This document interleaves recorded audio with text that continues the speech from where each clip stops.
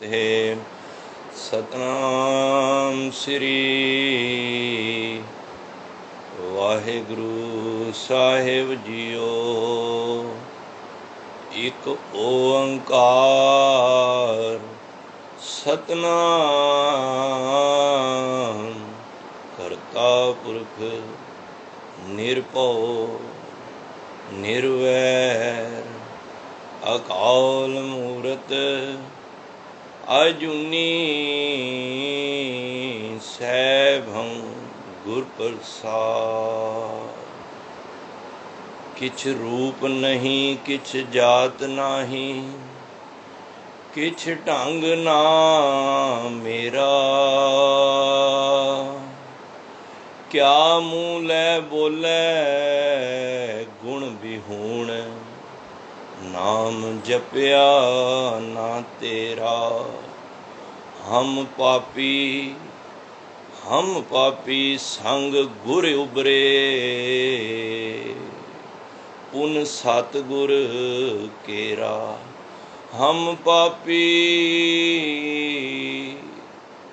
गुर संग उबरे, पुन सतगुर केरा।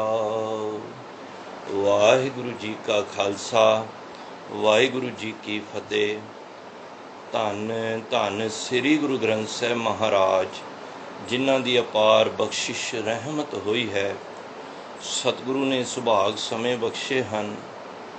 गुरबाणी विचार गुरु साहब अपनी बख्शिश रहमत करके रसना ते बैठ के ज्यों बुलावें त्यों बोले स्वामी। कुदरत कवन हमारी, साध संग नानक जस गायो।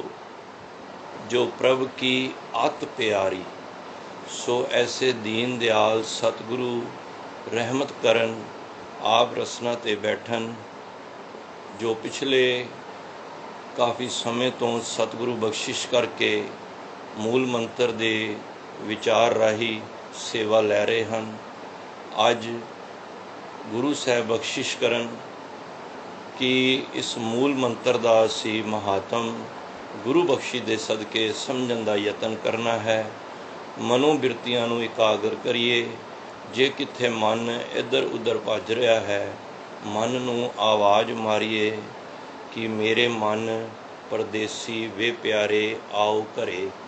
सो आओ थिर घर बैसो, हर जन प्यारे सतगुर तुमरे का सवारे। सो गुरु महाराज ने बख्शिश की है कि उस मूल मंत्र दी टूक मात्र असी पिछली विचार नूं जोड़ के फिर गुर प्रसाद तक आइए, ताकि गुरु महाराज साढ़े जिस कंसैप्ट नूं लिया है उसनूं समझण दा असी यतन करिए।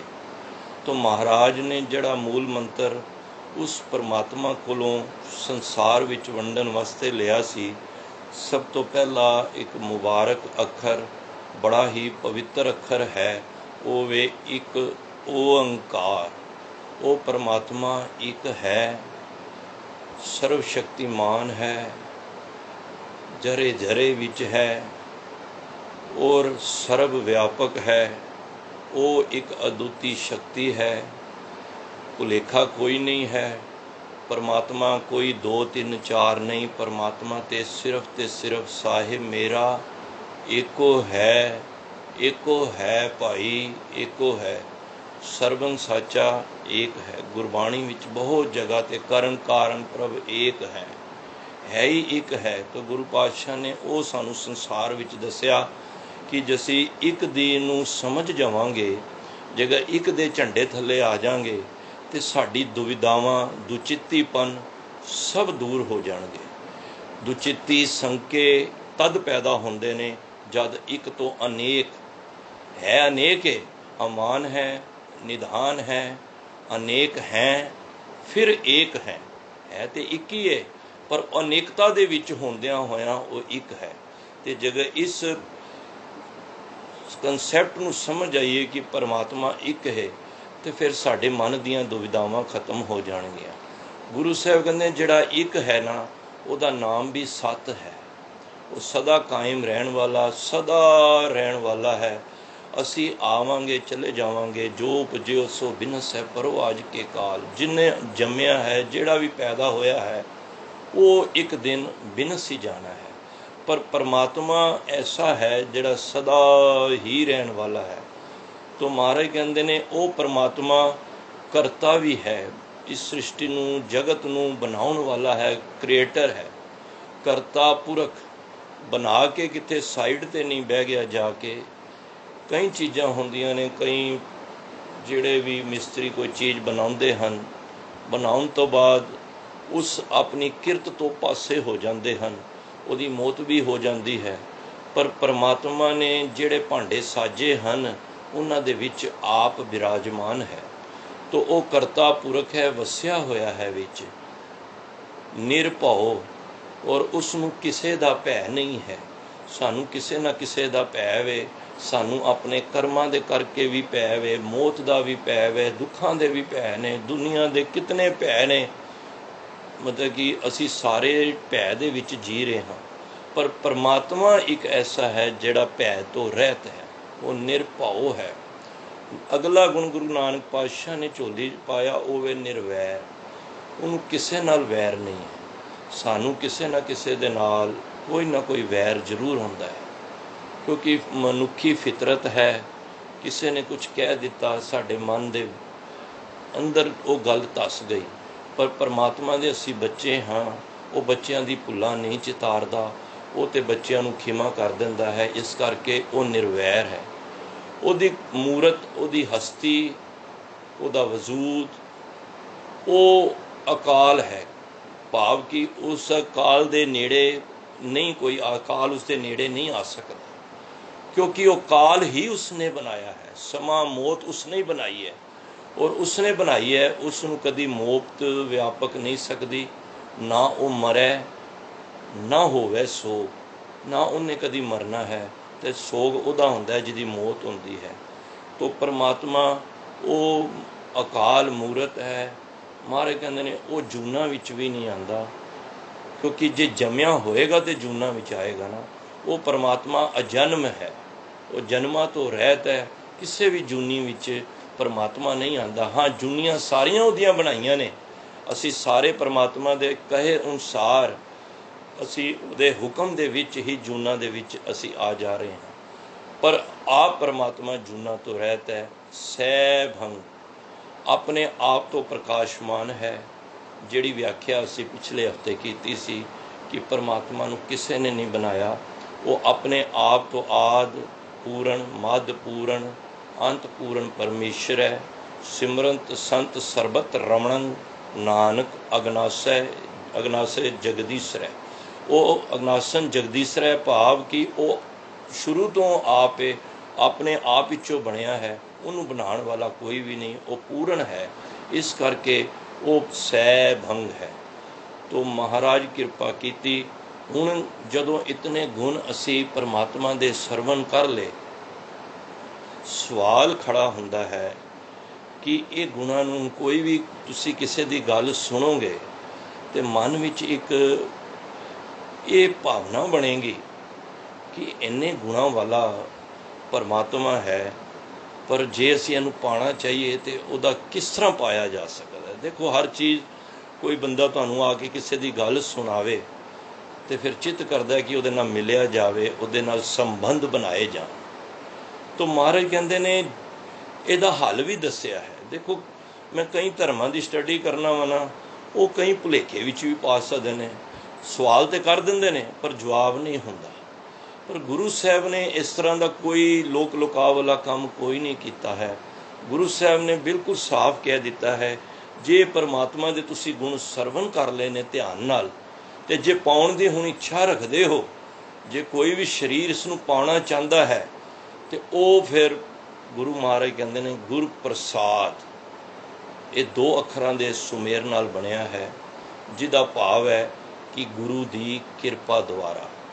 ਕਿਉਂਕਿ ਪਰਮਾਤਮਾ ਨੇ ਇਹ ਇੱਕ ਸ਼ੁਰੂ ਤੋਂ ਹੀ, ਜਦੋਂ ਦੀ ਧਰਤੀ ਸਾਜੀ ਹੈ, ਜਦੋਂ ਤੋਂ ਜੀਵ ਪੈਦਾ ਕੀਤੇ ਹਨ, ਇਹ ਇਸ ਤਰ੍ਹਾਂ ਕਹਿ ਲਓ, ਇਹ ਅਥਾਰਟੀ ਪਰਮਾਤਮਾ ਨੇ ਗੁਰੂ ਦੇ ਹੱਥ ਵਿੱਚ ਰੱਖੀ ਹੈ।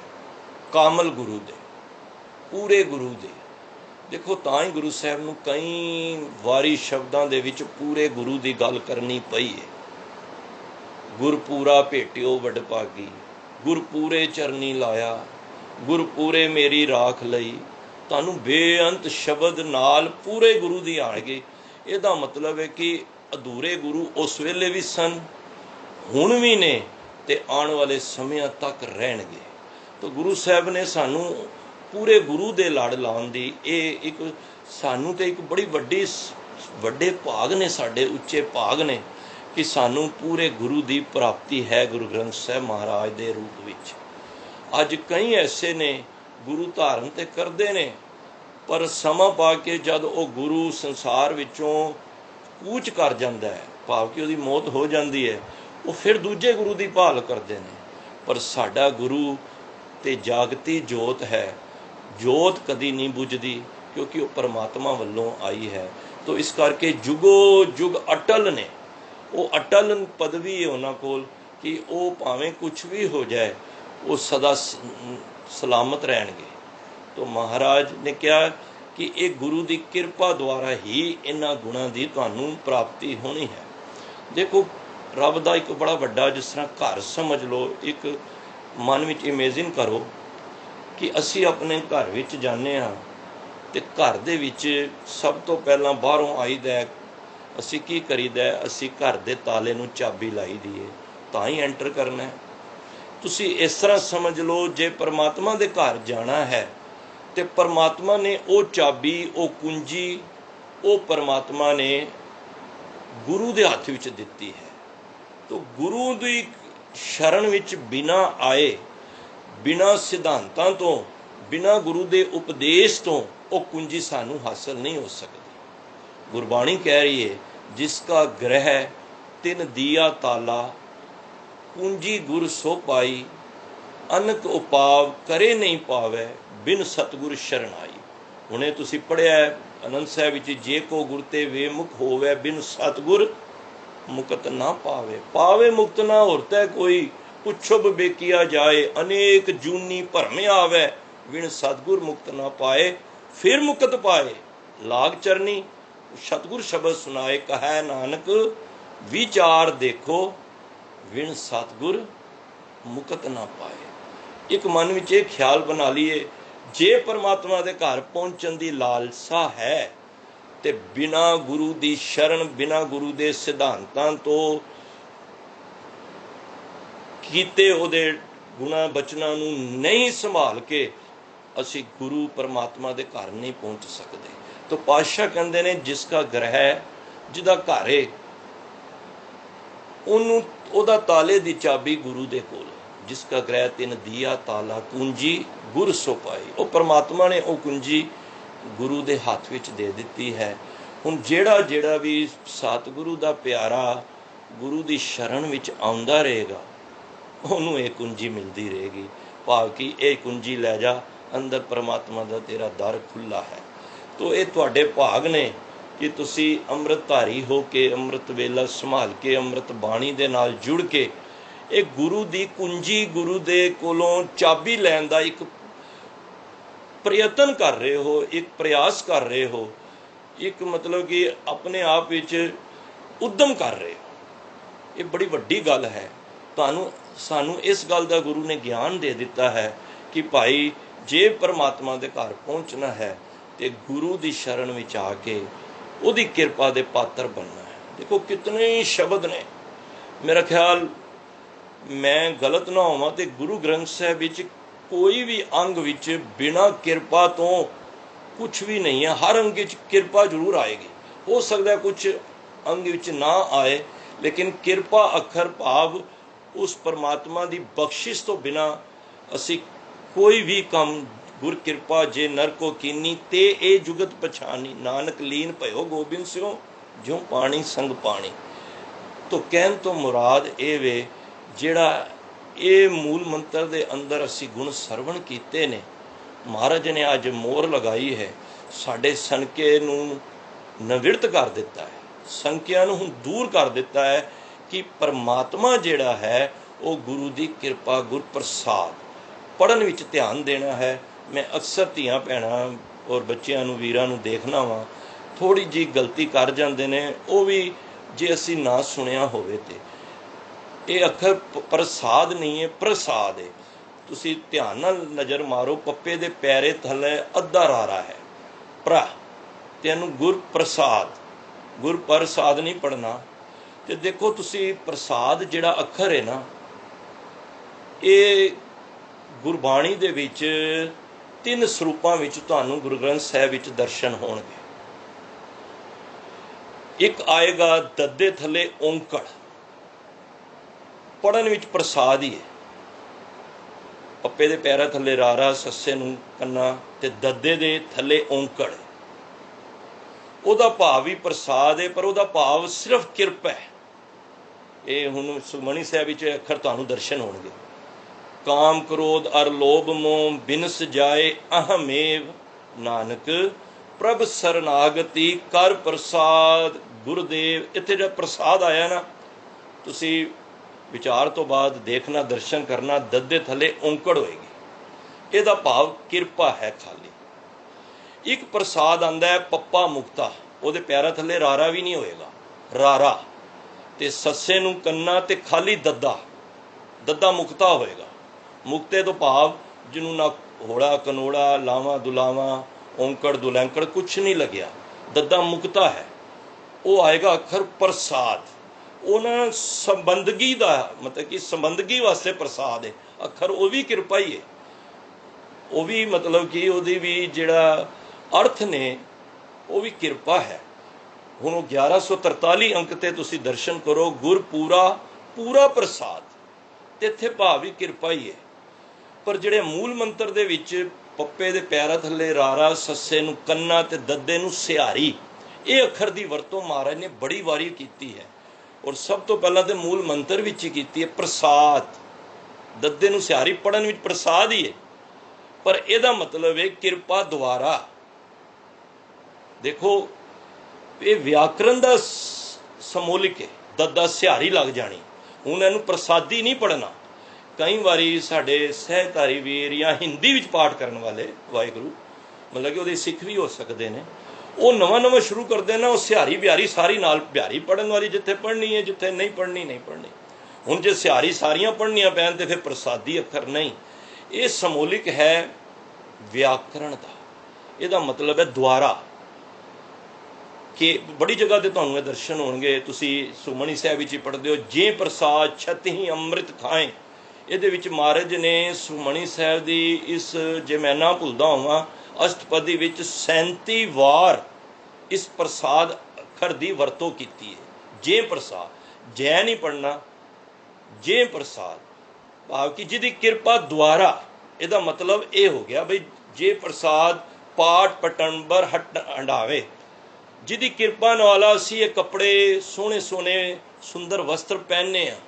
ਜੇ ਪ੍ਰਸਾਦ ਬਸੇ ਸੁਖ ਮੰਦਰ, ਜਿਹਦੀ ਕਿਰਪਾ ਦੁਆਰਾ ਅਸੀਂ ਘਰ ਦੇ ਵਿੱਚ। ਤੋ ਇੱਥੇ ਪ੍ਰਸਾਦ ਤੋਂ ਭਾਵ ਇਹੀ ਹੈ ਕਿ ਇਹ ਜਿਤਨੇ ਵੀ ਗੁਣ ਪਰਮਾਤਮਾ ਦੇ ਅਸੀਂ ਸਰਵਣ ਕੀਤੇ ਨੇ, ਇਹ ਗੁਰੂ ਦੀ ਕਿਰਪਾ ਦੁਆਰਾ ਹੋ ਗਏ ਨੇ। ਜੇ ਦੱਦਾ ਔਂਕੜ ਹੁੰਦਾ ਤੇ ਖਾਲੀ ਕਿਰਪਾ ਹੁੰਦੀ।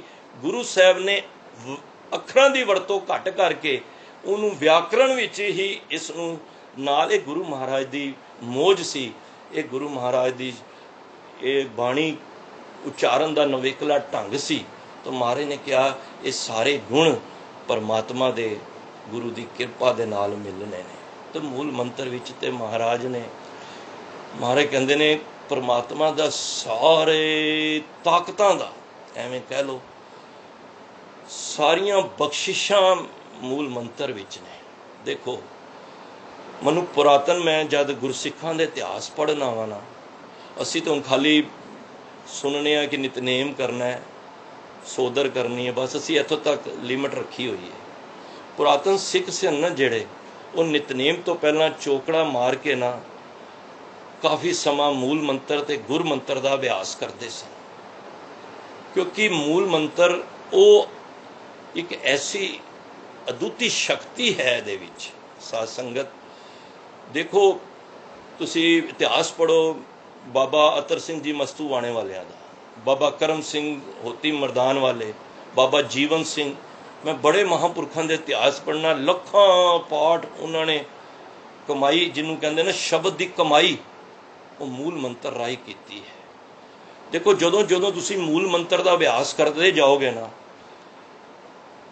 घट्टो घट नितनेम करन तो पहला मन बिरती नूं एकागर करन वास्ते कुछ समा पहला सिद्धा नहीं बैठिया जपजी साहिब एक ओंकार सतनाम नहीं करो, अच्छी गल है। उस तो पहला मन की एकाग्रता वास्ते गुर मंत्र ते मूल मंत्र का सहारा जरूर लवो, क्योंकि ਇਹਦੇ ਵਿੱਚ ਇਹ ਸਾਡਾ मूल है। मैं पहला यह कहां साडा ये मूल है, तो असी मूल नालों टुटना नहीं है। ਜਦੋਂ ਤੁਸੀਂ मूल मंत्र ਦੇ ਅਭਿਆਸੀ हो जाओगे ना, ये वाहिगुरु विच अपने आप परिवर्तित हो जाएगी गल, ये अंदर सिमरन तुहाडे अंदर आपे ही चल पेगा। गुर मंत्र ते मूल मंत्र दृढ़ करांदे ने जदों तुसी अमृत पान करदे हो। और सानू दस्सिया जांदा है कि साडा जिहड़ा बीज मंत्र भी है, इहनूं बीज मंत्र सर्व को ज्ञान, ये साडा ज्ञान दा, जे तुसी मूल मंत्र नूं ध्यान नाल वेखो ना, ते महाराज ने कहा बीज मंत्र भी है। तो इस करके मूल तो असी नहीं टुटना। मैं एक गल सुन रहा सी, सरबजीत सिंह जी लुधियाने वाले, मेरा ख्याल अज उन्हां दी कथा भी है हरमंदर इत्थे मंजी साहिब गुरुद्वारे, कदी उन्हां दी यूट्यूब ते कथावां सुनिया करो, बहुत प्यार विच उन्होंने एक गल सुनाई मूल मंत्र बारे। कहंदे ने दुबई विच एक सिख परिवार पहुंचिया उत्थे, ते ट्रांसपोर्टर बन के उन्हें उत्थे काम शुरू किया, ते ट्रक पाने ट्राले पाने, उत्थे वड्डे वड्डे ट्राले चलते हैं, तुसीं दुबई जाओ तो कदी देखो, तो बड़े वड्डे ट्राले चलते हैं। तो उत्थे उन्हें ट्राले पाने शुरू किए, काम चढ़दी कला विच हो गया। जदों तुसीं गुरु की टेक आसरा लैके कारज करोगे ना, तो गुरु आपे ही कारज सवारदा है। तो उत्थे दा कोई शेख सी, उहदा कारोबार सी, पर उन्हें जद वेख्या एक कोई सरदार आया है, उहदा कारोबार बड़ा तेज है। उन्होंने ये सुन के, देखो कंपीटीटर होना ठीक है, होंदे ही ने, पर जैलसी करनी ये माड़ी गल है। उन्होंने बड़ी ईर्खा हो गई उहदे तो, सरदार तो। उन्हें जो भाई साहब ने सुनाया, मैं आप जी ने सरवण करा रहा कि उन्हें बगदाद तो एक मतलब कि तांत्रिक बुलाया, बड़ी माया दे के, जिन्हों काला इलम जानदा सी। ये काला इलम हुंदे ने कि जिहड़ी आत्मा जानदियां ने उन्होंने वस कर लैंदे ने, बड़ा वड्डा विषय है। फिर वो किस तरह उन्हां दियां मतलब कि उन्हां कोलों काम लैंदे ने, पर जिहड़े ये कारज करते ने और जिहड़े करवांदे ने, दोनों ही लास्ट च किहड़ियां सजावां, हज़ारां साल इन्हां नूं सजावां मिलदियां ने इन्हां दे शरीरां नूं। चलो यह अलग टॉपिक है। वो तांत्रिक बुलाया गया, कभी समा होया घंटा डेढ़ इहदे उत्ते लगावांगे, महाराज की कृपा नाल इहदी स्टडी कीती हुई है जमदूतां दे। तो महाराज ने वाहिगुरू उसने तांत्रिक बुलाया, उन्होंने होटल विच दुबई च ठहराया, उन्होंने गलबात सरदारां बारे दसी कि उहदा कारोबार बड़ा वड्डा है, तो असीं चाहते हैं उदू भस्म कर दिता जाए। वो कहंदा अच्छा, उन्हें माया लई, उन्हें कोई मंत्र पढ़े, कहंदे 3 दिन तक देखना सरदार जी के घर बेड़ा गर्क हो जाएगा, या इन्हां दे कोई बच्चे का एक्सीडेंट हो जाएगा, या ट्राले पलट जाएंगे, इन्हां दे घर दुख ही दुख होणगे। ते 3 दिन होए, जद शेख ने कहा हुण 3 दिन हो गए ने, जाके सरदार जी नूं मिलन चला गया। ज्यों ही उन्हां दे आफिस विच कदम रखिया, सरदार जी ने आओ भगत की, बिठाया। बिठाण तो बाद जद पूछया की हाल है, तो सरदार जी कहते हैं बड़ी कृपा है महाराज की, महाराज दे आप अंग संसाई ने, गुरु नानक पातशाह की कृपा है साडी। जिस तरह एक सिख अपने गुरु नूं मान दिंदा है कि मैं नहीं बनया, मैं ना ही कुछ हो, ना ही कुछ आए ना मोरा, ये तो मेरा मुझ में कुछ नहीं, ऐसी भावना साढ़े च होनी चाहिए। कोई तुहाडे को पूछे कि महाराज की कृपा है, महाराज किहड़े गुरु नानक पातशाह की कृपा है, ये साढ़े अल्फाज होने चाहिए ने, क्योंकि दिता तो गुरु नहीं है। तो वह वेख के हैरान हो गया, वापस चला गया, होटल गया, कहता तू क्या सी उहदा बेड़ा गर्क हो जाएगा, वो तो बड़ी चढ़दी कला विच है। कहता ऐसी गल है, हुण मैं ऐसा एक मंत्र पढ़ांगा जिहदे नाल तुसीं देखना उहदा ते बिल्कुल मलिया मेट हो जाएगा। उन्हें फिर 1-2 दिन लाए, पढ़े अपने मंत्र तांत्रिक विद्या नाल, हुंदे ने चीज़ां पढ़िया। हुण तुसीं नमो जंत्र जंत्रे, नमो मंत्र मंत्रे, ये भी चीज़ां है ने, महाराज ने उन्होंने भी नमस्कार की है। पर जिहड़े मूल मंत्र दे गुर मंत्र दे अभ्यासी हुंदे ना, उन्होंने ये चीज़ां दा कुछ भी असर नहीं होता। जब उन्हें इतने मंत्र पढ़ ले, कहता हुण जाओ, हुण तो तुहानूं आपे ही पता लग जाएगा। तो जद गया उत्थे जाके बैठिया, उहिओ गल गुरु महाराज की किरपा है। सरदार जी कहते हैं इन्ना चिर कोई बैंक तो बंदा आ गया, हत्थ विच डब्बा सी उहदे मिठाई का, ते उत्ते उन्हें गड्डियां दे कागज रखे हुए। कहंदा सरदार जी ए लो 4 ट्राले जिहड़े तुसीं बुक कराए सी वो भी आ गए ने, ते ए लो मिठाई मूँह मिठा करो। सरदार जी ने डब्बा खोलिया, सामने शेख साहब बैठे सी, उन्होंने भी छकाया, बई छको, महाराज ने किरपा की है। 28 एक जगह चल रहे हैं, 20 एक जगह चल रहे हैं, 26 एक जगह चल रहे हैं। ए लो महाराज ने किरपा गुरु नानक ने की है, 4 होर आ गए ने तुहाडे बैठे ही। हुण अंदरों तो कलप रहा है, क्योंकि मैं कहना तुसी कभी भी माड़ी अरदास किसी की कर ही नहीं सकते। करोगे तो अखीर विच की कहोगे। गुरु नानक दे घर तुसी हुण कभी भी गुरु साहब दे घर या आप घर अरदास करोगे ना, गुरु ने सानू एक अरदास दे विच सिक्ख्या ही ऐसी दिती है, असी किसी का माड़ा कह भी दिता ना बई उहदा मलिया मेट हो जाए, अखीर विच अरदास ही नहीं पूरी होनी। जब तक तुहानू प्रसाद ही नहीं मिलना, हुक्मनामा तद होना है जद तुसी कहोगे नानक नाम चढ़दी कला तेरे भाणे सरबत दा भला। ये गल जद वर्ड नहीं पूरे होणगे ना, गुरु नानक दे घर दी अरदास नहीं होएगी। इहदे विच इह वे कि सब दा भला मनिया जांदा, सब दा होएगा, तुहाडा आपे ही हो जाएगा, मेरा आपे ही हो जाएगा। वो चला गया, वो हुण जाके उस तांत्रिक नूं कहा भाई तूं ते कहा सी, उहने ते 4 होर ट्राले लल्ले ने। उहनूं इतना गुस्सा चढ़िया, वो कहंदा चल मेरे नाल, मैं वेखना किहड़ा सरदार है।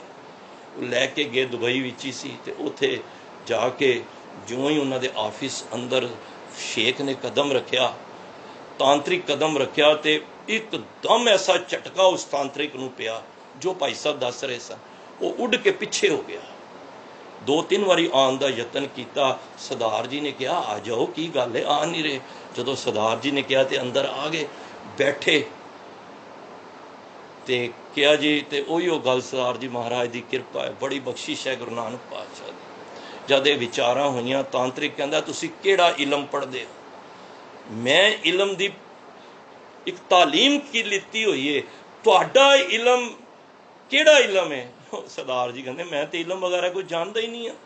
नहीं नहीं, तुसीं कुछ ना कुछ इलम जूल पढ़दे हो। देखो उन्हें बड़ी कोशिश की गुरु नानक, उन्हें कहा जी मैं कोई इलम जानता ही नहीं, इलम होंदा की है? और वाकई सरदार जी नूं पता भी नहीं सी।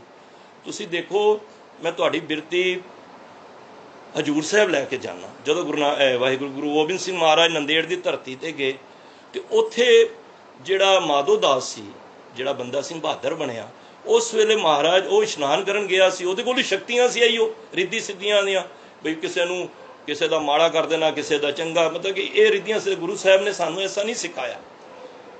तो महाराज कहंदे ने बुरे दा भला कर, गुस्सा मानना ढाए। देखो महाराज कहंदे ने फरीदा फरीदा बुरे दा भला कर, गुस्सा मानना ढाए, देई रोग ना लगी, पल्ले सब कुछ पाए। तो वो जद आया उन्हें वेख्या मेरे पलंग ते एक किहड़ा शख्स बैठ गया है, और उन्हें बड़ियां शक्तियां कीतियां, नहीं होया। महाराज ने कहा अच्छा, तो महाराज ने ना अपने भट्टे विचों तीर कढ़ के उहदे उत्ते सामने लगा दिता। उन्होंने कहा जे तेरियां शक्तियां ने तो तीर नूं ही ढा के दिखा दे। वो बड़े उन्हें इलम बड़ा कुछ उन्हें वरत्या, इतिहास तुहानूं पता है, तीर तक महाराज दा हिल नहीं सकिया। तो उस वेले फिर गुरु नानक उन्होंने कहा तुसीं कौन हो? तो देखो महाराज के अल्फाज, जिथे मैं पढ़िया ना उत्थे उन्होंने महाराज ने पता की किया, मैं गुरु नानक के घर का झाड़ू वरदार हाँ। ये गुरु गोबिंद सिंह महाराज ने कहा। उन्होंने जब गुरु नानक का नाम सुनिया तो वो हाथ जुड़ गए उस माधो दास के। माधो दास की कहता है तुसीं गुरु नानक के घर दे चो? हाँ, जिथे कोलों मैं तालीम लई है, जिहदे कोले तंत्र मंत्र मैं सीखे ने ना, उन्हें मैनूं एक गल कही सी कि ये तंत्र मंत्र दुनिया की हर जगह ते तेरे चलणगे, पर जिथे गुरु नानक दे मूल मंत्र गुरु मंत्र की पढ़ाई हो रही होएगी ना, जिथे गुरु नानक की गल होएगी, एक गल याद रखी, उत्थे तेरा कोई मंत्र तंत्र काम नहीं करनगे। ते साध संगत जे अज असी मूल मंत्र तो जपजी जिहड़ा नहीं करदा ना, वो मैं कहांगा वो भूत उन्हां दे घर के, वो आप ही भूत ने। जै घर साध ना सेवीए हर की सेवा नाए, ते घर मरहट सारखे भूत वसे तिन माहे। कहते जिन्हां दे घरां सत संगत नहीं होंदी, जिन्हां दे घरां विच जपजी गुरबाणी नहीं पढ़ी जाती, जिन्हां दे घर जाप नहीं होंदे, ਉਹ ਭੂਤਾਂ ਨੂੰ ਕੀ ਕਹਿੰਦੇ? ਉਹ ਭੂਤ ਨਹੀਂ, ਉਹ ਘਰ ਨਹੀਂ, ਮਸਾਨ ਨੇ, ਤੇ ਰਹਿਣ ਵਾਲੇ ਬੰਦੇ ਬੰਦੇ ਨਹੀਂ ਨੇ, ਉਹ ਨੇ ਭੂਤ ਨੇ। ਭੂਤ ਵਸੇ ਤਿੰਨ ਮਾਹੇ, ਉਹਨਾਂ ਘਰਾਂ ਦੇ ਵਿੱਚ ਭੂਤ ਵਸਦੇ ਨੇ। ਤੇ ਹੱਥ ਜੁੜ ਗਏ। ਫਿਰ ਗੁਰੂ ਗੋਬਿੰਦ ਸਿੰਘ ਮਹਾਰਾਜ ਨੇ, ਅੱਗੋਂ ਇਤਿਹਾਸ ਤੁਹਾਨੂੰ ਪਤਾ ਹੈ, ਉਧਰ ਜਿਹੜਾ ਉਹਨੇ ਤਾਂ ਪੁੱਛਿਆ, ਕਹਿੰਦਾ ਮੈਂ ਤੇ ਇਲਮ ਜਾਣਦਾ ਹੀ ਨਹੀਂ ਆ ਕੋਈ। ਤੇ ਫਿਰ ਜਦ ਗੱਲ ਹੋਈ ਤੇ ਉਹਨੇ ਕਿਹਾ ਫਿਰ ਕੀ ਪੜ੍ਹਦੇ ਹੋ ਤੁਸੀਂ? ਕਹਿੰਦੇ ਸਾਨੂੰ ਇੰਨਾ ਪਤਾ ਹੈ, ਸਾਡੇ ਘਰ ਦੇ ਅੰਦਰ ਸਾਰਾ ਦਿਨ ਮੂਲ ਮੰਤਰ ਦਾ ਜਾਪ ਹੁੰਦਾ ਰਹਿੰਦਾ ਹੈ, ਇਹ ਗੁਰੂ ਨਾਨਕ ਦੀ ਸਾਡੀ ਬਖਸ਼ਿਸ਼ ਹੈ। ਤੇ ਇਹੀ ਅਲਫਾਜ਼ ਉਸ ਤਾਂਤਰਿਕ ਨੇ ਕਿ ਕਹਿੰਦੇ ਸ਼ੇਖ ਸਾਹਿਬ ਉੱਠੋ, ਇਹ ਗੁਰੂ ਨਾਨਕ ਦੇ ਘਰ ਦਾ ਇਲਮ ਪੜ੍ਹਦੇ ਨੇ, ਇਹਦੇ ਉੱਤੇ ਕੋਈ ਕਾਲਾ ਪੀਲਾ ਇਲਮ, ਕਿਸੇ ਤਰ੍ਹਾਂ ਦਾ ਕੋਈ ਜਾਦੂ ਇਸ ਦੇ ਉੱਤੇ ਨਹੀਂ ਚੱਲ ਸਕਦਾ। ਤੇ ਉਸ ਤਾਂਤਰਿਕ ਨੇ ਸਰਦਾਰ ਜੀ ਕੋਲੋਂ ਮਾਫੀ ਮੰਗੀ ਤੇ ਕਿਹਾ ਕਿ ਜਿੱਥੇ ਗੁਰੂ ਨਾਨਕ ਦੀ ਤੁਸੀਂ ਘਰ ਦੇ ਵਿੱਚ ਇਹ ਚੀਜ਼ਾਂ ਕਰਦੇ ਹੋ ਨਾ, ਤੇ ਉੱਥੇ ਫਿਰ ਕੋਈ ਕਿਸੇ ਦਾ ਵਿਗਾੜ ਨਹੀਂ ਸਕਦਾ। ਅੱਜ ਕੋਈ ਸਿਆਣਾ ਆ ਕੇ ਕਿ ਇਹ ਧਾਗਾ ਪਾ ਲਓ, ਇਹ ਕਾਰਜ ਕਰ ਲਓ, ਮੈਂ ਕਹਿੰਦਾ ਕਦੀ ਗੁਰੂ ਨਾਨਕ ਦੀ ਇਹ ਹੁਣ ਇਤਨੀ ਵਿਚਾਰ ਸੁਣੀ ਹੈ ਨਾ, ਵਿਚਾਰ ਸੁਣਨ ਤੋਂ ਬਾਅਦ ਜੇ ਹਾਂ ਮਦਾਰੀ ਬੜੇ ਆਉਂਦੇ ਨੇ ਵਿਖਾਉਣ ਵਾਸਤੇ, ਪਰ ਸਾਧ ਸੰਗਤ ਮੈਨੂੰ ਖਿਮਾ ਕਰ ਦੇਣਾ, ਉਹ ਡੁਪਲੀਕੇਟ ਮਾਲ ਵੇਚ ਰਹੇ ਨੇ। ਅਸੀਂ ਕਹਿੰਦੇ ਨਾ ਨਕਲੀਓਂ ਸੇ ਬਚੇ, ਬਈ ਜਿਹੜੇ ਇਹ ਡੁਪਲੀਕੇਟ ਵੇਚਦੇ ਨੇ ਉਹਨਾਂ ਤੋਂ ਬਚੋ। ਇਸ ਕਰਕੇ ਸਾਨੂੰ ਗੁਰੂ ਨੇ ਗੁਰ ਮੰਤਰ ਦਿੱਤਾ ਹੈ, ਮੂਲ ਮੰਤਰ ਦਿੱਤਾ ਹੈ। ਅਸੀਂ ਮੂਲ ਮੰਤਰ ਦੀ ਆੜ ਲੈ ਲਾਂਗੇ ਨਾ, ਤੇ ਕਈ ਕਹਿੰਦੇ ਨਾ ਮੇਰੇ ਤੇ ਉਹਨੇ ਮਾੜਾ ਕੀਤਾ, ਉਹਨੇ ਮਾੜਾ ਕੀਤਾ। ਨਹੀਂ ਭਾਈ, ਤੂੰ ਮਾੜਾ ਖੁਦ ਤੂੰ ਆਪ ਕੀਤਾ ਹੈ। ਜੇ ਤੂੰ ਇਹਦਾ ਅਭਿਆਸੀ ਨਹੀਂ ਹੈ, ਜੇ ਗੁਰਬਾਣੀ ਦਾ ਅਭਿਆਸੀ ਨਹੀਂ ਹੈ, ਜੇ ਨਿਤਨੇਮ ਨਹੀਂ ਕਰਦਾ, ਅੰਮ੍ਰਿਤ ਵੇਲੇ ਨਹੀਂ ਕਰਦਾ, ਤੈਨੂੰ ਤੇ ਇਹ ਵੈਸੇ ਹੀ ਭੂਤ ਪ੍ਰੇਤ ਚਮੜੇ ਹੋਏ ਨੇ। ਤੋ ਇਸ ਕਰਕੇ ਉਹਨਾਂ ਨੇ ਕੀ ਕੀਤਾ? ਉਹਨਾਂ ਨੇ ਫਿਰ ਸਰਦਾਰ ਜੀ ਕੋਲੋਂ ਮਾਫੀ ਮੰਗੀ ਕਿ ਹੇ ਸਰਦਾਰ ਜੀ ਸਾਨੂੰ ਮਾਫ ਕਰ ਦਿਓ, ਤੁਸੀਂ ਗੁਰੂ ਨਾਨਕ ਦੇ ਘਰ ਦੇ ਗੋਲੇ ਹੋ, ਤੇ ਗੁਰੂ ਨਾਨਕ ਦੇ ਘਰ ਕਿਸੇ ਦਾ ਜਾਦੂ ਟੂਣਾ ਨਹੀਂ ਚੱਲ ਸਕਦਾ। ਕਿਉਂਕਿ ਗੁਰੂ ਗੋਬਿੰਦ ਸਿੰਘ ਮਹਾਰਾਜ ਨੇ ਕਿਹਾ ਸੀ ਕਲਯੁਗ ਮੇਂ ਹੋਏ ਪਖੰਡ ਅਨੇਕਾਂ। ਦੇਖੋ ਇਹ ਮੈਂ ਨਹੀਂ ਕਹਿ ਰਿਹਾ, ਇਹ ਗੁਰੂ ਗੋਬਿੰਦ ਸਿੰਘ ਮਹਾਰਾਜ ਕਹਿ ਰਹੇ ਨੇ, ਕਲਯੁਗ ਮੇਂ ਹੋਏ ਪਖੰਡ ਅਨੇਕਾਂ, ਜੋ ਮਮ ਸਿੱਖ ਨਾ ਮਾਨੇ ਅਨੇਕਾਂ। ਜੋ ਮਮ ਸਿੱਖ, ਜਿਹੜਾ ਮੇਰਾ ਸਿੱਖ ਹੋਏਗਾ ਉਹ ਇੱਕ ਵੀ ਗੱਲ ਨਹੀਂ ਮੰਨੇਗਾ, ਕਿਸੇ ਦੀ ਨਹੀਂ ਮੰਨੇਗਾ। ਕਲ ਮੇਂ ਹੋਏ ਪਖੰਡ ਅਨੇਕਾਂ, ਜੋ ਮਮ ਸਿੱਖ ਸੋ ਮਾਨੇ ਨਾ ਏਕਾ। ਉਹ ਇੱਕ ਗੱਲ ਵੀ ਉਹਨਾਂ ਵਿੱਚੋਂ ਨਹੀਂ ਮੰਨੇਗਾ, ਉਹ ਪ੍ਰਭਾਵਿਤ ਵੀ ਨਹੀਂ ਹੋਏਗਾ, ਉਹ ਸਟੱਡੀ ਜ਼ਰੂਰ ਕਰੇਗਾ, ਪਰ ਉਹ ਕਹੇਗਾ, ਉਹਦੇ ਮਨ ਵਿੱਚ ਸਦਾ ਇੱਕੋ ਗੱਲ ਰਹੇਗੀ ਕਿ ਸਭ ਤੇ ਵੱਡਾ ਸਤਿਗੁਰੂ ਨਾਨਕ ਜਿਨ ਕਲ ਰਾਖੀ ਮੇਰੀ। ਜੇ ਇਹ ਪੰਕਤੀ ਤੁਸੀਂ ਹਿਰਦੇ 'ਚ ਵਸਾਓਗੇ ਨਾ, ਦੁਨੀਆ ਦੀ ਕੋਈ ਵੀ ਤਾਂਤਰਿਕ, ਕੋਈ ਵੀ ਪ੍ਰਭਾਵਿਤ ਚੀਜ਼ ਤੁਹਾਡੇ ਅੱਗੇ ਪ੍ਰਭਾਵਿਤ ਨਹੀਂ ਕਰ ਪਾਏਗੀ। ਕਿਉਂਕਿ ਤੁਸੀਂ ਜਾਣਦੇ ਹੋ ਕਿ ਜਿਹੜਾ ਮੇਰਾ ਸਾਹਿਬ ਹੈ ਨਾ, ਸਾਹਿਬ ਮੇਰਾ ਡਾਢਾ ਹੋਏ, ਉਹ ਤੇ ਡਾਢਾ ਹੈ, ਉਹ ਤੇ ਸਾਡੀ ਹਰ ਜਗ੍ਹਾ ਤੇ, ਜਾਂ ਤੂੰ ਮੇਰੇ ਵੱਲ ਹੈ ਤਾਂ ਕਿਆ ਮੋਛੰਦਾ, ਤੁਝ ਸਭ ਕਿਛ ਮੈਨੂੰ ਸੌਪਿਆ ਜਾਂ ਤੇਰਾ ਬੰਦਾ। ਜਿਸ ਦਾ ਸਾਹਿਬ ਡਾਢਾ ਹੋਏ ਤਿਸ ਨੂੰ ਮਾਰ ਨਾ ਸਕੇ ਕੋਈ, ਉਹਨੂੰ ਕੋਈ ਮਾਰ ਨਹੀਂ ਸਕਦਾ। ਹਾਂ, ਪਰ ਸ਼ਰਤ ਹੈ ਅਸੀਂ ਮੂਲ ਮੰਤਰ ਗੁਰ ਮੰਤਰ ਦੇ ਅਭਿਆਸੀ ਬਣੀਏ। ਜਿੱਥੇ ਨਿਤਨੇਮ ਕਰਨੇ ਹਾਂ, ਜਪਜੀ ਪੜ੍ਹਨੇ ਆ, ਉੱਥੇ ਇੱਕ ਗੱਲ ਯਾਦ ਰੱਖਣਾ, ਚਲਦੇ ਫਿਰਦੇ ਉਠਤ ਬੈਠਤ ਸੋਵਤ ਨਾਮ, ਕੋ ਨਾਨਕ ਜਨ ਕੇ ਸਦਕਾਮ। ਸੋ ਜ਼ਰੂਰ ਤੁਸੀਂ ਹਾਜ਼ਰੀ ਜ਼ਰੂਰ ਲਗਾਇਆ ਕਰੋ। ਜਿੱਥੇ ਖਾਲੀ ਬੈਠੇ ਹੋ 5 7 10 ਮਿੰਟ ਮੂਲ ਮੰਤਰ ਜ਼ਰੂਰ ਅੰਦਰ ਹਿਰਦੇ 'ਚ ਵਸਾ ਲਿਆ ਕਰੋ। ਮੈਂ ਤੇ ਬੜੇ ਇਤਿਹਾਸ ਪੜ੍ਹਦਿਆ ਹਾਂ, ਤੇ ਉਹਦੇ 'ਚੋਂ ਕਿਹੜਾ ਸੀ, ਅਯੂਬ ਖਾਨ ਪ੍ਰਾਈਮ ਰਾਸ਼ਟਰਪਤੀ ਸੀ ਪਾਕਿਸਤਾਨ ਦਾ, ਤੇ ਉਹਦੇ ਘਰ ਵਿੱਚ ਵੀ ਜਿਹੜੀ ਜਦੋਂ ਸਿੰਘ ਵੇਖਣਗੇ ਤੇ ਉਹਦੇ ਘਰ ਵਿੱਚ ਵੀ ਨਾ ਮੂਲ ਮੰਤਰ ਦੀ ਪੱਟੀ ਪਈ ਸੀ, ਉਹਦੇ ਉੱਤੇ ਮੂਲ ਮੰਤਰ ਲਿਖਿਆ ਹੋਇਆ ਸੀ। ਤੇ ਉਹਦੇ ਕੋਲ ਪੁੱਛ ਲਿਆ, ਉਹ ਕਹਿੰਦਾ ਸਾਰੀ ਬਖਸ਼ਿਸ਼ ਮੈਨੂੰ ਮੂਲ ਮੰਤਰ ਦੇ। ਕਹਿੰਦਾ ਮੈਂ ਬੜਾ ਨਲਾਇਕ ਸੀ। ਉਹ ਰਾਸ਼ਟਰਪਤੀ ਕਹਿੰਦਾ, ਜਿਹੜਾ ਸਾਬਕਾ ਰਾਸ਼ਟਰਪਤੀ, ਉਹ ਕਹਿੰਦਾ ਮੈਂ ਬਿਲਕੁਲ ਪੜ੍ਹਾਈ ਵਿੱਚ ਨਹੀਂ ਸੀ, ਤੇ ਮੈਨੂੰ ਰੋਜ਼ ਸਕੂਲੋਂ ਮਾਰ ਪੈਂਦੀ ਸੀ, ਤੇ ਮੈਂ ਡਰਦਾ ਜਾਂਦਾ ਨਹੀਂ ਸੀ, ਮੈਂ ਗੁਰਦੁਆਰੇ ਬਹਿ ਜਾਂਦਾ ਸੀ ਜਾ ਕੇ। ਤੇ ਘਰ ਵਾਲੇ ਕਹਿੰਦੇ ਸੀ, ਮੈਂ ਕਹਿੰਦਾ ਹਾਂ ਗੁਰਦੁਆਰੇ। ਕਹਿੰਦੇ ਇੱਕ ਦਿਨ ਗ੍ਰੰਥੀ ਸਿੰਘ ਨੇ ਕਿਹਾ, ਕਾਕਾ ਤੂੰ ਰੋਜ਼ ਆ ਕੇ ਬਹਿਨਾ ਵੇਂ, ਤੇ ਤੂੰ ਕਹਿੰਦਾ ਮੈਂ ਟੀਚਰ ਕੋਲੋਂ ਡਰਨਾ। ਕਹਿੰਦੇ ਚੱਲ ਆ ਕੇ ਇੱਥੇ ਬਹਿਨਾ ਨਾ, ਮੂਲ ਮੰਤਰ ਕਰਿਆ। ਕਹਿੰਦੇ ਮੈਂ ਮੂਲ ਮੰਤਰ ਕਰਨਾ ਸ਼ੁਰੂ ਕਰ ਦਿੱਤਾ। ਇੱਕ ਦਿਨ ਜਦ ਘਰ ਪਤਾ ਲੱਗ ਗਿਆ ਤੇ ਟੀਚਰ ਨੇ ਬੁਲਾਇਆ ਵੀ ਆਂਦਾ ਨਹੀਂ, ਕਹਿੰਦਾ ਅੱਜ ਮੇਰਾ ਐਗਜ਼ਾਮ ਹੈ, ਮੈਂ ਕਿਵੇਂ ਕਰਾਂ? ਤੇ ਉਸ ਗ੍ਰੰਥੀ ਸਿੰਘ ਜੀ ਨੇ ਕਿਹਾ ਤੁਸੀਂ ਇਸ ਨੂੰ ਦ੍ਰਿੜ ਕਰਕੇ ਜਾਓ। ਉਹ ਜਦ ਦ੍ਰਿੜ ਕਰਕੇ ਗਿਆ ਤੇ ਕਹਿੰਦੇ ਤੁਹਾਡੀ ਰਸਨਾ ਤੇ ਬਾਬਾ ਬੈਠੇਗਾ। ਨਾਨਕ ਬੈਠੇਗਾ। ਉਹ ਜਦ ਐਗਜ਼ਾਮ ਹੋਇਆ ਉਹਨੇ ਇਸ ਤਰ੍ਹਾਂ ਜਵਾਬ ਦਿੱਤੇ, ਉਹ ਕਹਿੰਦਾ ਭਾਈ ਤੂੰ ਕਲਾਸਾਂ ਅਟੈਂਡ ਨਹੀਂ ਕੀਤੀਆਂ, ਇਤਨੀ ਪੜ੍ਹਾਈ ਤੂੰ ਕਿੱਥੋਂ ਪੜ੍ਹ ਲਈ? ਉਹਨੇ ਕੁਝ ਬੋਲਿਆ ਨਹੀਂ, ਅੰਦਰੋਂ ਮਨ ਵਿੱਚ ਬਣਾ ਲਿਆ। ਉਹਨੇ ਕਿਹਾ ਗੁਰੂ ਨਾਨਕ ਤੋਂ ਉੱਤੇ ਕੁਛ ਵੀ ਨਹੀਂ ਹੈ। ਤੇ ਉਹਨੇ ਮੂਲ ਮੰਤਰ ਦਾ ਆਸਰਾ ਲਿਆ, ਇਤਨੀ ਸਟੱਡੀ ਕੀਤੀ, ਉਹ ਰਾਸ਼ਟਰਪਤੀ ਪਾਕਿਸਤਾਨ ਦਾ ਬਣਿਆ। ਤੇ ਅੱਜ ਵੀ ਕਹਿੰਦਾ ਮੈਂ ਮੂਲ ਮੰਤਰ ਦਾ ਹੀ ਟੇਕ ਆਸਰਾ ਲਿਆ ਹੈ। ਭਾਈ ਜੇ ਘਰ ਵਿੱਚ ਕੋਈ ਤੰਗੀ ਹੈ, ਕੋਈ ਦੁੱਖ ਹੈ, ਕੋਈ ਕਲੇਸ਼ ਹੈ, ਬਜਾਏ ਇੱਧਰ ਉੱਧਰ ਪੁੱਛਣ ਤੋਂ ਤੁਸੀਂ ਗੁਰੂ ਦੀ ਬਾਣੀ ਦੀ ਆੜ ਕਿਉਂ ਨਹੀਂ ਲੈਂਦੇ? ਅਸੀਂ ਕਿਉਂ ਜਾਂਦੇ ਹਾਂ? ਲੋਕ ਕਈ ਜਗ੍ਹਾ ਦੇਖੋ ਤੁਸੀਂ ਪੂੜੀਆਂ ਵੰਡਦੇ ਹੁੰਦੇ ਨੇ। ਇੱਕ ਜਗ੍ਹਾ ਸਾਡਾ ਵੀਰ ਗਿਆ ਤੇ ਉਹ ਉੱਥੇ ਪੂੜੀਆਂ ਬਣਾ ਕੇ ਨਾ ਤੇ ਉਹਨੂੰ ਦਿੰਦੇ ਸਨ, ਬਈ ਇਹ ਜਾ ਕੇ ਤੁਹਾਡਾ ਇਹ ਕੰਮ ਮਤਲਬ ਕਿ ਇਹ ਠੀਕ ਹੋ ਜਾਏਗਾ, ਜੋ ਵੀ ਸਾਡੀਆਂ ਦੁੱਖ ਨੇ। ਉਹ ਜਾਮਾ ਮਸਜਿਦ ਦੇ ਅੰਦਰ ਤੇ ਜਦ ਇੱਕ ਸਿੱਖ ਗਿਆ ਤੇ ਉਹਨੇ ਕਿਹਾ ਵੀ ਮੇਰਾ ਵੀ ਦੁੱਖ ਹੈ। ਉਹਨੇ ਕਿਹਾ ਤੂੰ ਕਿੱਥੋਂ ਆਇਆ? ਕਹਿੰਦਾ ਮੈਂ ਗੁਰੂ ਤੇਗ ਬਹਾਦਰ ਦੇ ਦਰ ਤੋਂ ਆਇਆ ਹਾਂ ਤੇ ਮੈਂ ਉੱਥੇ ਰੋਜ਼ ਹਾਜ਼ਰੀ ਭਰਨਾ। ਉਹਨੇ ਮੱਥੇ ਤੇ ਹੱਥ ਮਾਰਿਆ, ਉਹ ਕਹਿੰਦਾ ਗੁਰੂ ਤੇਗ ਬਹਾਦਰ ਦਾ ਸੇਵਕ ਹੋ ਕੇ ਤੇ ਮੇਰੀ ਲਾਈਨਾਂ 'ਚ ਕਿੱਥੇ ਲੱਗਣ ਆ ਗਿਆ?